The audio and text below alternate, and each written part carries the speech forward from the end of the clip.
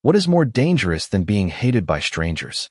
Being abandoned by the person who once promised to protect you. The applause that had filled the Grand Meridian Ballroom only moments earlier faded into an uneasy silence. Hundreds of guests remained seated beneath crystal chandeliers worth more than most families would earn in a lifetime. Nobody seemed quite sure whether the evening was still a celebration or had become something else entirely. Amara Caldwell stood near the center of the room, her dark eyes fixed on Ethan. Just minutes ago, she had walked into the event believing she was attending the most important business milestone of her husband's career. Instead, she found herself standing inside a nightmare she never saw coming. Ethan remained on the stage. The spotlight illuminated the sharp lines of his tailored tuxedo while executives, investors, and journalists watched from every corner of the ballroom. His expression looked calm. Too calm. As though he had rehearsed this moment long before tonight.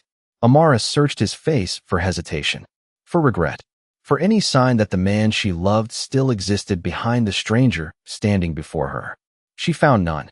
A murmur spread through the crowd as Evelyn Caldwell slowly rose from her seat near the front. Even at 62, Ethan's mother carried herself like royalty. Diamonds sparkled around her neck. Her posture remained flawless. Her smile contained no warmth whatsoever. In one elegant motion, she picked up a large ivory envelope resting beside her chair and began walking toward Amara. The sound of her heels echoed across the ballroom floor. Each step seemed louder than the last. The room watched in complete silence. Amara felt a knot tighten inside her chest. Something was wrong. Deeply wrong. Evelyn stopped directly in front of her. For a moment, neither woman spoke. Then Evelyn extended the envelope. "Take it." Her voice was soft enough to remain polite, cold enough to freeze the room. Amara glanced down at the envelope but did not reach for it. "What is it?" she asked quietly. Evelyn's smile never changed. "The arrangements." Confusion flickered across Amara's face. Around them, guests leaned forward. Cameras shifted. Reporters sensed drama unfolding. "What arrangements?" Amara asked. Evelyn tilted her head slightly. "Your departure." The words landed like a physical blow. Several guests exchanged uncomfortable looks. Others appeared fascinated. Ethan remained silent on the stage. He did not interrupt. He did not object. He simply watched. That hurt more than anything. Slowly, Amara accepted the envelope and opened it. Inside were legal documents, property transfer forms, confidentiality agreements, instructions regarding access to the Caldwell estate. The message could not have been clearer. Leave tonight. Leave quietly. Leave with nothing. For several seconds, Amara simply stared at the pages. The ballroom seemed to blur around her. She remembered the first apartment she and Ethan shared before the billion-dollar deals. The late nights. The sacrifices. The promises whispered during difficult years when success still felt uncertain. Had all of it meant so little? Evelyn folded her hands calmly. "This is the best solution for everyone involved." Amara finally looked up. "Everyone." Evelyn nodded. "The family. The company. Ethan's future." A sharp silence followed. Across the ballroom, one executive lowered his eyes. Another shifted uncomfortably in his chair. Yet nobody spoke. Nobody challenged her. Nobody defended Amara. Then something unexpected happened. Amara did not cry. She did not argue. She did not beg. Instead, she carefully closed the envelope and held it against her side.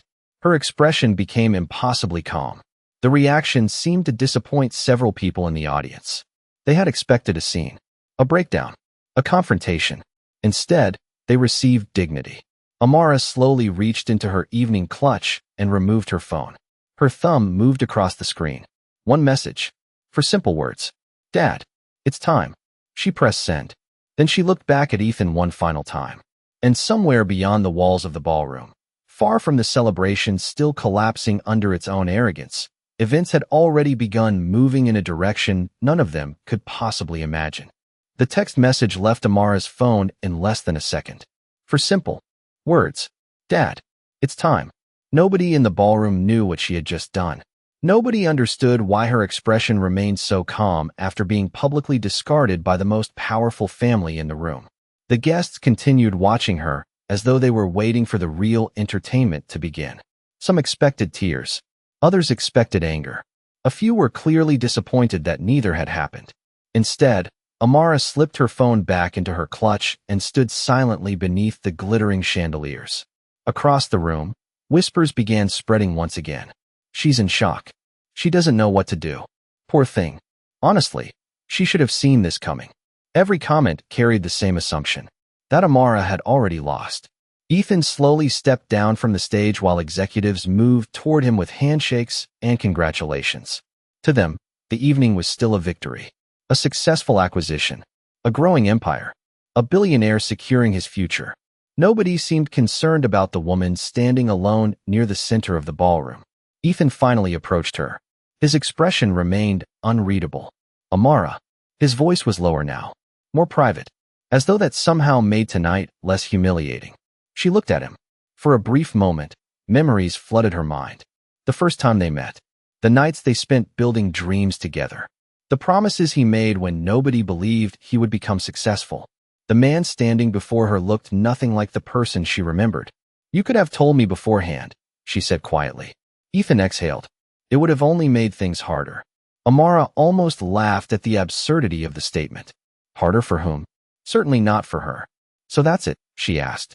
7 years. Ethan's jaw tightened. Things change. The answer felt colder than the winter wind outside. Amara nodded slowly. Apparently, neither spoke for several seconds. Around them, guests pretended not to listen while clearly listening to every word. Then Ethan glanced toward his mother. Evelyn watched from across the room with complete satisfaction. You should sign the documents, Ethan said. It will make the transition easier. Amara stared at him. She searched his eyes one final time for guilt, for hesitation, for humanity. Again, she found none. Easier for you, she replied. Ethan said nothing. The silence answered everything. Suddenly, a commotion near the ballroom entrance drew everyone's attention. At first it was subtle. Security personnel speaking into radios. Event coordinators rushing toward the doors. Several guests turned their heads. Conversations paused. Something unusual was happening outside. Ethan frowned. What's going on?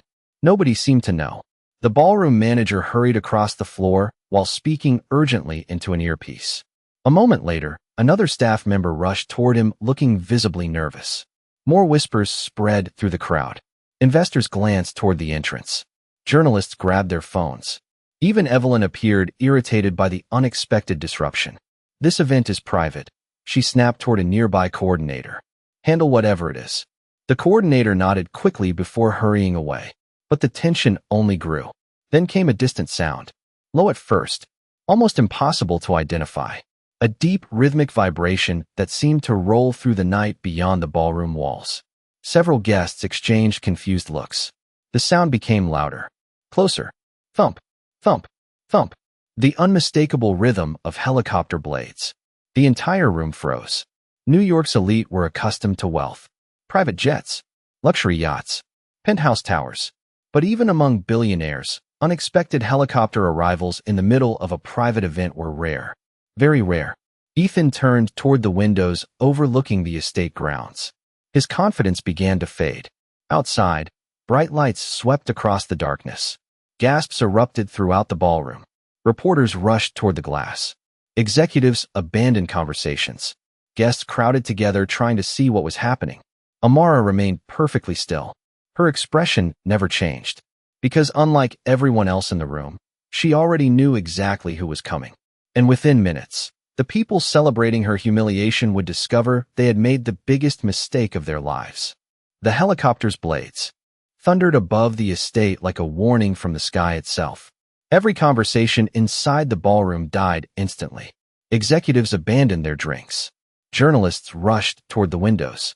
Guests pressed closer together, desperate to see what was happening outside. The celebration Ethan Caldwell had carefully orchestrated was no longer the center of attention. Something far bigger had arrived. Bright lights swept across the massive lawn beyond the glass walls. The aircraft descended with precise control before settling onto the private landing area near the estate entrance. Dust and loose leaves spiraled through the night air. Security personnel scrambled into position. Several of them appeared visibly nervous. That alone caught Ethan's attention. His security team rarely looked nervous. Who authorized this? He demanded. No one answered immediately. The event coordinator looked pale. Sir, We're trying to find out. Ethan's irritation deepened. Beside him, Evelyn Caldwell folded her arms. Remove whoever it is. Her voice remained sharp and confident. This is private property. Yet even she sounded slightly less certain than before. Outside, the helicopter door slowly opened. The entire ballroom watched. A tall figure emerged first. Then another. Two men in dark suits stepped onto the landing area and immediately scanned the surroundings. Professional. Disciplined. Not ordinary bodyguards. The atmosphere inside the ballroom shifted again. Some of the older executives exchanged uneasy glances. A few seemed to recognize the style of security detail. One investor quietly lowered his glass. Another stopped, smiling altogether. Then the final passenger appeared. The man stepped onto the ground with calm confidence. He wore a perfectly tailored charcoal suit. Silver hair framed a face marked by experience rather than age. There was nothing flashy about him. No dramatic gestures. No need to impress anyone. Yet somehow his presence dominated the scene instantly. Even from a distance, people felt it. Power. Real power. The kind that never needed to announce itself. Silence spread through the ballroom. Several guests stared at the man through the glass, trying to place his face. Then one of the investors near the back suddenly went pale. No, he whispered. Another executive turned sharply toward him. What? The investor swallowed hard. That can't be him. More guests began recognizing the visitor. Confused murmurs quickly transformed into stunned disbelief. Ethan noticed the reactions immediately. His confidence started to crack. Who was that? Nobody answered right away. Finally, a hedge fund manager spoke. His voice sounded almost reluctant. Marcus Reed. The name hit the room like a shockwave. Gasps erupted throughout the ballroom. Several journalists immediately pulled out their phones. One woman nearly dropped her champagne glass. Even people who had never met Marcus Reed knew the name. He was legendary. A billionaire whose investments had quietly reshaped industries across continents. A man whose influence extended far beyond corporate boardrooms. Financial media rarely photographed him. Public interviews were almost non-existent. Yet among the world's most powerful business leaders, his reputation was nearly unmatched. Some called him an investor. Others called him a kingmaker. Because companies often rose or fell based on a single decision from Marcus Reed. Ethan stared through the glass. For the first time all evening, uncertainty appeared in his eyes. Why would Marcus Reed be here? No one had an answer. Across the ballroom, Amara remained perfectly calm. She watched the helicopter without surprise, without confusion, without fear.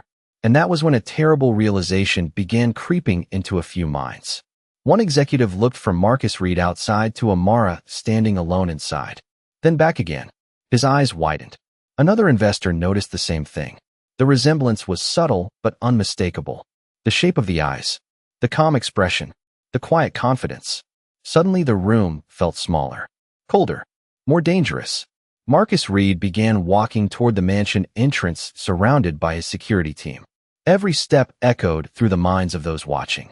Inside the ballroom, nobody cared about Ethan's celebration anymore. Nobody cared about the divorce papers. Nobody cared about the speeches. Because the moment Marcus Reed entered that building, everything was about to change.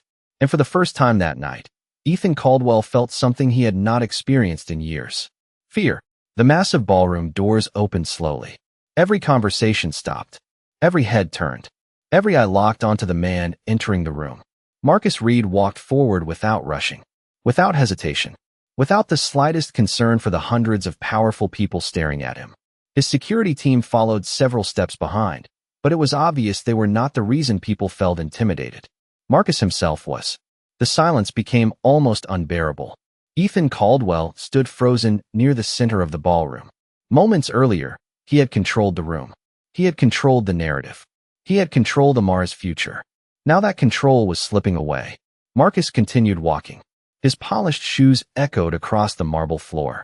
Each step seemed louder than the last. Several guests instinctively moved aside to clear his path. Nobody told them to. Nobody had to. The room simply adjusted around him. That was the effect Marcus Reed had on people. He finally stopped a few feet away from Ethan. The billionaire husband forced a smile. Mr. Reed, this is unexpected. Marcus looked directly at him. His expression remained calm. I imagine it is. The response was simple, polite, Yet somehow it carried enough weight to make Ethan uncomfortable. Evelyn Caldwell immediately stepped forward. "Mr. Reed, what an honor. If we had known you were attending." Marcus raised one hand slightly. She stopped speaking, not because he interrupted her, because she suddenly realized he was not interested in hearing her talk. For the first time all evening, Evelyn Caldwell had nothing to say. Marcus slowly turned his attention elsewhere, toward Amara. The ballroom held its breath. Amara stood alone exactly where Ethan had left her. The divorce papers were still resting on the table beside her. The humiliation, the betrayal, the public rejection, everything was still visible. Marcus looked at his daughter for several seconds. His eyes softened slightly. "Are you all right?" The question was quiet, but it changed everything. Complete silence followed. Nobody moved. Nobody breathed. Nobody even blinked. Ethan's face drained of color. Evelyn looked as though she had forgotten how to speak. Around the ballroom, stunned expressions spread like wildfire. Did he just say daughter?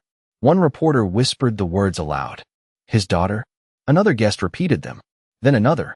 Within seconds, the realization swept across the room. Amara Caldwell. The woman they had spent the entire evening humiliating. The woman they treated like an outsider. The woman they assumed was beneath them. She was Marcus Reed's daughter. Several people looked physically sick. Others suddenly remembered every cruel comment they had made. Every insult disguised as a joke. Every judgment. Every whisper. Ethan stared at Amara, then at Marcus, then back at Amara again. His mind struggled to process what he was hearing. Amara. His voice sounded weak. "You never told me." For the first time all night, Amara smiled. It was not a triumphant smile. It was not cruel. It was simply sad. "You never asked." The words hit harder than any insult could have. Ethan had spent years believing he knew everything about his wife. Yet somehow he had never learned the most important truth. Because he had never cared enough to ask. Marcus glanced toward the divorce papers. One of his assistants immediately stepped forward and picked them up. The assistant reviewed several pages before handing them to Marcus. He read quietly. His expression never changed. Somehow that made everyone even more nervous. Finally, he closed the folder. Interesting. One word. That was all. Yet a wave of anxiety swept through the room. People who negotiated billion-dollar deals suddenly felt uneasy. Investors who controlled global corporations looked worried. Because Marcus Reed had not become one of the most powerful men in the world by acting emotionally. He acted carefully, strategically, and when he described something as interesting, it usually meant someone was about to lose everything. Marcus handed the papers back to his assistant and looked directly at Ethan. The ballroom became silent once again. Then Marcus spoke a sentence. Nobody there would ever forget. "Mr. Caldwell, before this evening ends, we need to discuss who truly owns your future." And suddenly, for the first time that night, Ethan realized the nightmare was only beginning. The ballroom remained frozen after Marcus Reed's final sentence. Nobody spoke. Nobody moved. Hundreds of powerful people stood in complete silence, watching Ethan Caldwell as if they were witnessing the beginning of a disaster unfolding in real time. Ethan tried to recover his composure. He straightened his jacket, forced confidence back into his posture, forced a smile onto his face. But the damage had already begun. Everyone could see it. The uncertainty, the fear, the realization that he no longer understood the situation he thought he controlled. "Mr. Reed," Ethan said carefully, "I'm sure there has been some misunderstanding." Marcus looked at him without expression. "Has there?" The question felt more like a warning than a conversation. Ethan opened his mouth, then closed it again. For the first time in years, words failed him. Marcus slowly nodded toward one of his assistants. The assistant stepped forward carrying a black leather portfolio. Several guests exchanged nervous looks. Marcus Reed had not traveled across the country carrying paperwork for a family argument. This was business. Serious business. The assistant opened the portfolio and handed several documents to Marcus. He reviewed them briefly before looking directly at Ethan. 3 years ago, Caldwell Technologies accepted a strategic investment from Northbridge Capital. Ethan nodded cautiously. "Yes." Marcus continued. 2 years later, Northbridge acquired additional shares during the market correction. Several executives in the room immediately became interested. They knew those transactions. Everyone in high finance did. Ethan frowned. "I'm aware." Marcus nodded again. "Good. Then he delivered the sentence that changed the atmosphere completely. "I own Northbridge Capital." The room exploded with shocked whispers. Ethan stared at him. His face turned pale. Very pale. Because he finally understood where this conversation was going. Northbridge Capital was not just another investment fund. It was one of the largest institutional shareholders in Caldwell Technologies. Ethan knew exactly how much influence it carried. Marcus continued speaking calmly. "At the moment, entities under my control directly or indirectly influence 28% of voting shares connected to your company." Several investors nearly choked on their drinks. 28%. That was not influence. That was power. Real power.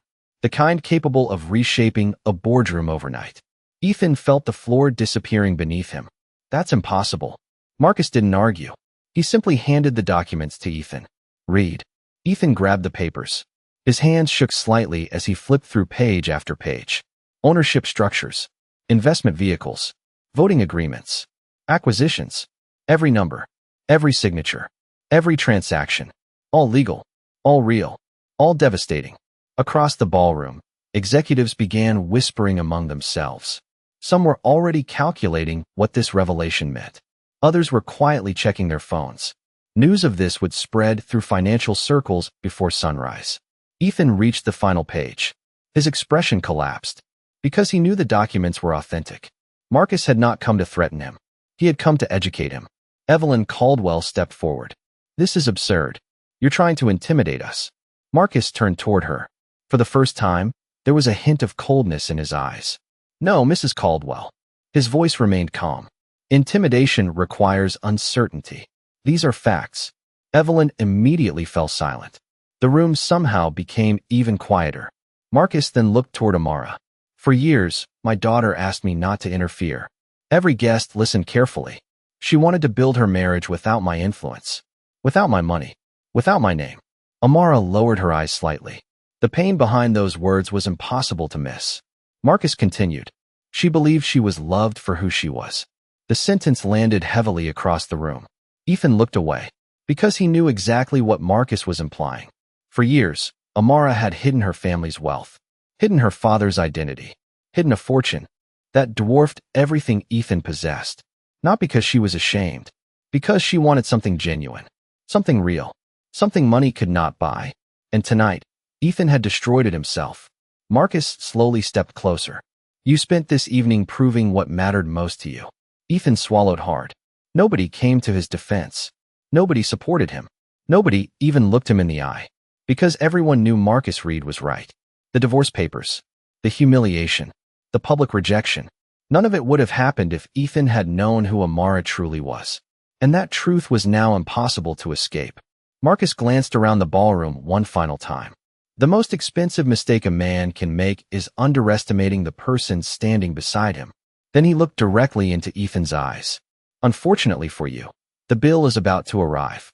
And for the first time that night, Ethan understood that losing his marriage might become the smallest loss of all. The silence inside the ballroom became unbearable. Nobody touched their drinks. Nobody checked their phones. Nobody dared interrupt.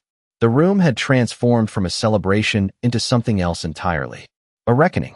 Ethan Caldwell stood motionless, still holding the documents Marcus Reed had handed him. The papers felt heavier with every passing second. Across the room, executives, investors, and board members exchanged uneasy glances.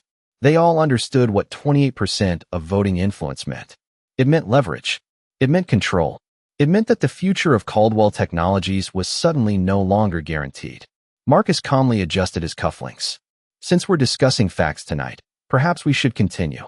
Ethan looked up. His confidence was gone now. Completely gone. "What do you want?" Marcus almost smiled. "That's the wrong question." The room remained silent. Marcus continued. "The right question is what happens when actions finally produce consequences." Several guests shifted nervously. Ethan's breathing became shallow.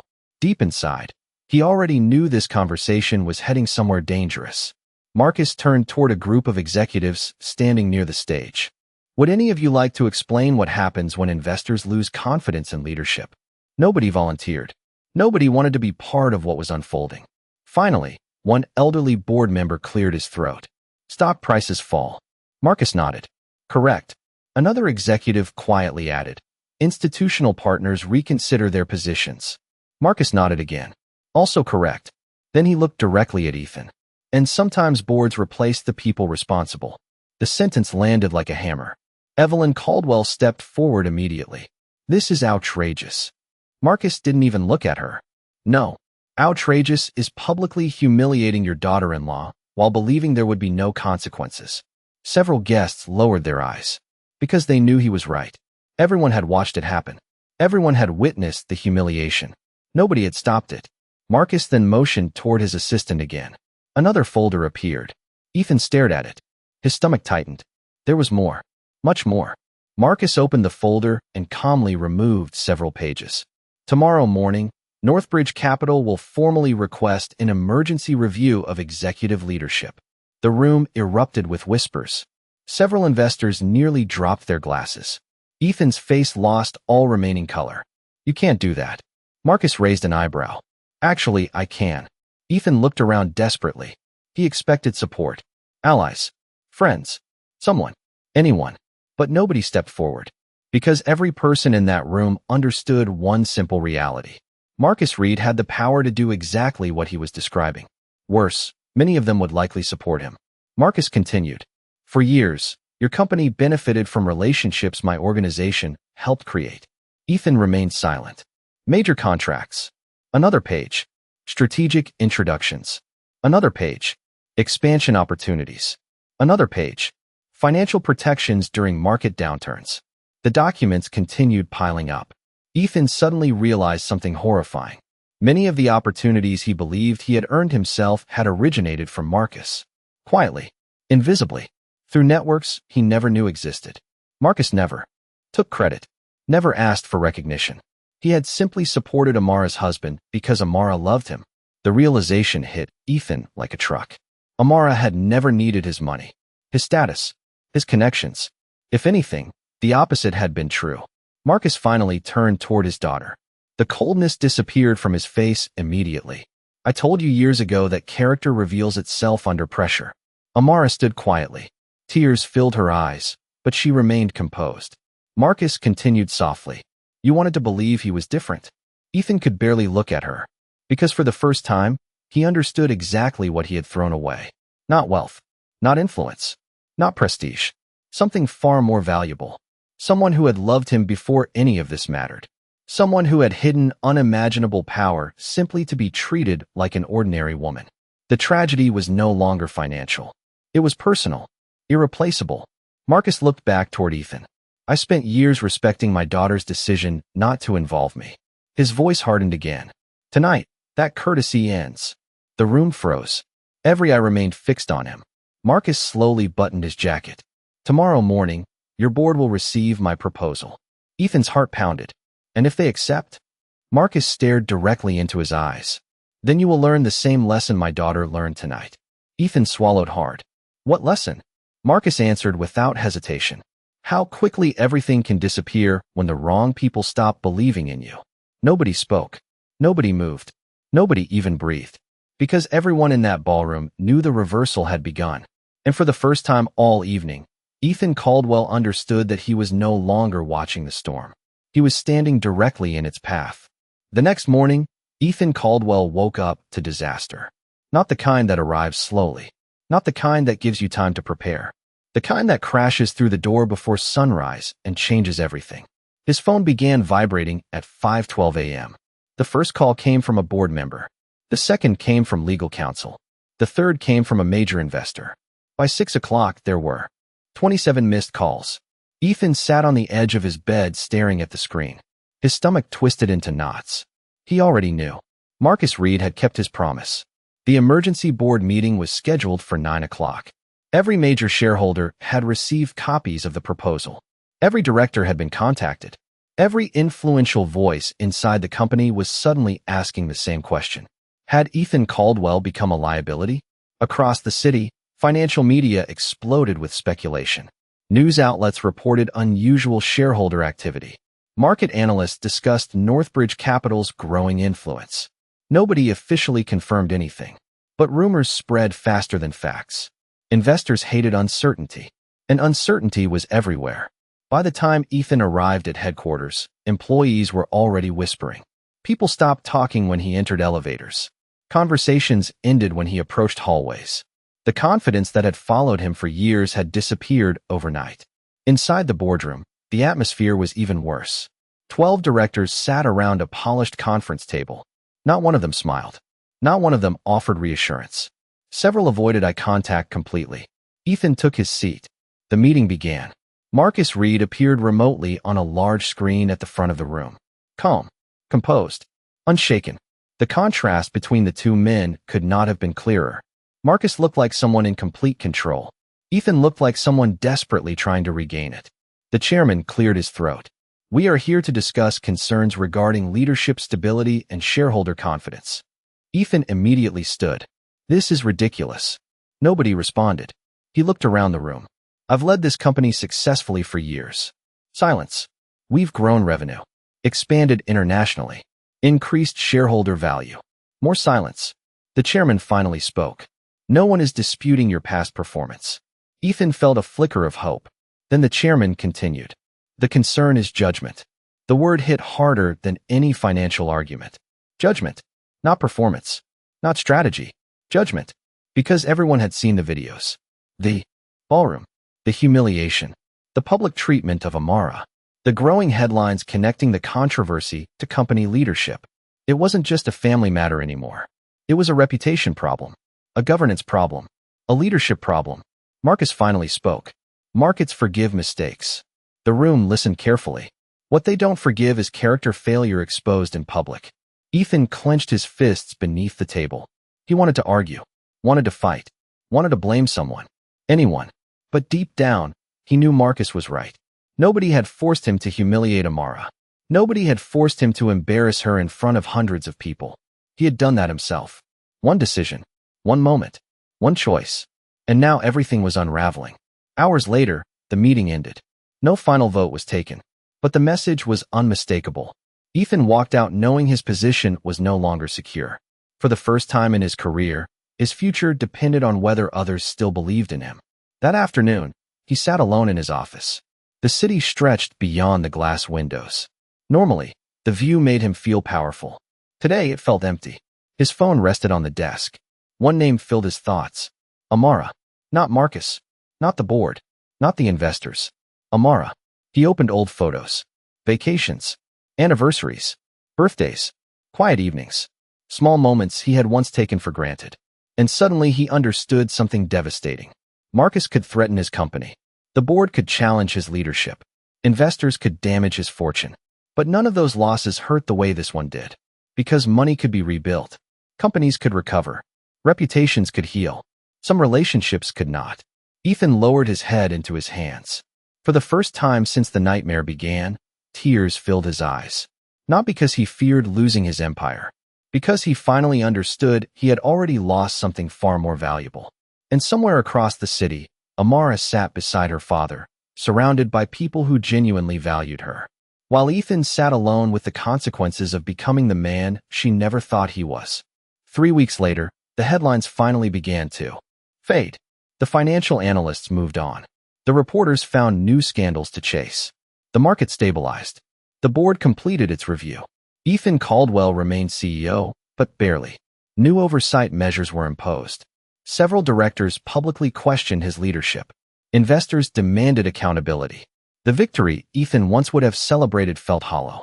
Because every morning he woke up to the same reality. Amara was gone. The penthouse felt larger than ever. The silence followed him from room to room. Every corner carried a memory. Every photograph reminded him of what he had destroyed. For the first time in his life, success felt lonely. One afternoon, Ethan found himself standing outside a small art gallery downtown. He stared through the glass window. Inside, guests mingled around a new exhibition. At the center of the room stood Amara. Confident, elegant, smiling. Not because she was pretending. Not because she was trying to impress anyone. Because she was genuinely happy. Ethan remained frozen on the sidewalk. He had not seen her since the board meeting. Somehow she looked different. Not wealthier. Not more powerful. Freer. The woman he had once introduced as his wife now looked like someone who no longer needed anyone's approval. For several minutes, he simply watched. Then he walked inside. Conversations softened as people recognized him. A few guests exchanged surprised glances. Amara eventually noticed him. Her smile faded slightly, but she remained calm. Ethan approached slowly. "Can we talk?" She studied him for a moment, then nodded. They stepped into a quiet corner of the gallery. For several seconds, neither spoke. Finally, Ethan broke the silence. "I'm sorry." Amara said nothing. "I know that doesn't fix anything." Still silence. "I know I don't deserve forgiveness." Her expression remained unreadable. Ethan swallowed hard. "I spent weeks trying to figure out how everything went so wrong." Amara finally spoke. "Did you?" Her voice was gentle, not angry. Somehow that hurt even more. Ethan nodded. "Every day." She looked at him carefully. "And what did you learn?" Ethan lowered his eyes. "That I stopped seeing you." The words hung in the air. "I became obsessed with appearances, expectations, status. I listened to people who didn't respect you." His voice cracked slightly. "And eventually, I became one of them." Amara remained quiet. Ethan continued. "I thought power made me strong." He forced a bitter smile. "Turns out it made me arrogant." For the first time, Amara's expression softened. Not with love, not with hope, simply understanding. She could see that he meant every word. But some truths arrived too late.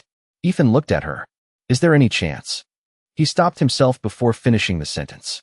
Because the answer was already there. Amara shook her head gently. "Ethan." Her voice carried neither anger nor cruelty. "I don't hate you." The word surprised him. "But the woman who would have spent her life fighting for this marriage no longer exists." Ethan felt his heart sink. Amara continued. "You didn't lose me that night in the ballroom." Her eyes never left his. "You lost me long before that. The ballroom was simply the moment I finally accepted it." The truth hit harder than any punishment Marcus had ever delivered. Because it was final. No negotiations. No second chances. No miracle waiting around the corner. Just consequences. A few moments later, another familiar figure approached. Marcus Reed. He stopped beside his daughter and looked at Ethan. The two men stared at one another. Months earlier, Ethan would have felt intimidated. Now he simply felt humbled. Marcus extended his hand. Ethan hesitated before shaking it. Marcus spoke quietly. "The greatest fortunes can be rebuilt." Ethan nodded. "I know." Marcus glanced toward Amara. "Trust is harder." Ethan looked at her one final time. Then he smiled sadly. "Take care of yourself." Amara returned the smile. "You too." Ethan walked away. Not victorious. Not redeemed. But changed. As he disappeared through the gallery doors, Amara turned toward her father. The evening lights reflected across the room. Guests laughed. Music played softly. Life moved forward. Marcus placed a hand on her shoulder. "Are you all right?" Amara looked around the gallery she had built, the future she had chosen, and the peace she had finally found. Then she smiled. A real smile. The kind that needed no audience. "Yes, Dad." Marcus smiled back. "Good." And for the first time since the nightmare began, the future no longer belonged to the people who underestimated her. It belonged entirely to her.